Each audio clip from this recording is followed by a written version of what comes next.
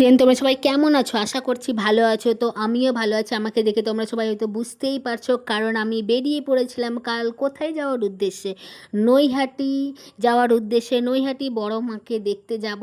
অনেক দিন ধরে ভাবছিলাম সবাই যাব যাব যাব, তো ফাইনালি কাল চলে গেছিলাম বড় মাকে দেখতে।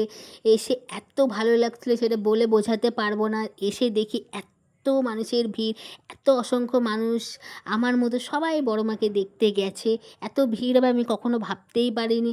ওই যে কথায় বলে না যে বড় মা না ডাকলে না টানলে যাওয়া যায় না, তো আমি এখন সেটা ভাবি, বিশ্বাসও করি যে সত্যি বড় মা যদি আমাদেরকে না টানতো, না ডাকতো, আমি যেতে পারতাম না। কারণ এটা আমাদের হুট করে প্ল্যানিং হলো যে যাবি, তা আমি বললাম হ্যাঁ চল। সবাই মিলে হুট করে প্ল্যানিং করলাম, চলে গেলাম। তো সত্যি বড় মা আমাদের সহায় ছিল, যার জন্য বড় মা হয়তো আমাদেরকে টেনেছে, যেতে পেরেছি, না হলে যেতে পারতাম না। তার জন্য বড় মার কাছে আমি থ্যাঙ্কফুলি।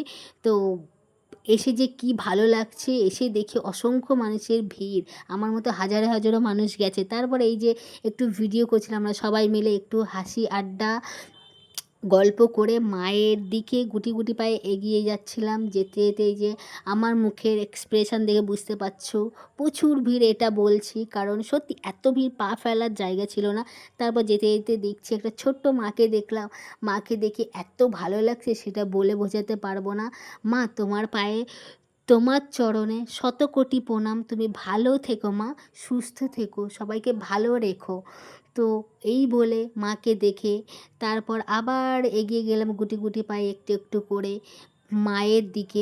বড় মাকে দেখব বলে যেতে যেতে ঘেমে গেছিলাম, এত ভিড়, এত গরম ছিল। তারপর যেতে যেতেও কাকু আটকে দিল, পুলিশ কাকু দিয়ে আবার গেলাম এই যে সেই বড় মায়ের মন্দির, যে মন্দিরে আমি আই থিঙ্ক 2-3 বার গেছি, পুজো দিয়ে এসেছি। তো তোমরা আমার মতো কারা কারা গেছো পুজো দিতে, আর কারা কারা যাওনি সেটাও কমেন্ট করে অবশ্যই জানিও। তারপর আবার এই যে এগিয়ে পড়ছি ফাইনালি, যেটার জন্য এতটা এক্সাইটেড ছিলাম, ফাইনালি বড় মাকে দেখলাম। আমার মুখের এক্সপ্রেশন দেখে বুঝতে পারছো, মানে অদ্ভুত একটা শান্তি। বড় মাকে দেখার পর না আমার গায়ে লিটারেলি আমার লোম একদম দাঁড়িয়ে পড়েছিল। সেটা হয়তো বলে বোঝাতে পারবো না, যারা মাকে দেখেছে, যারা গেছে তারাই বলতে পারবে এই ফিলিংসটা।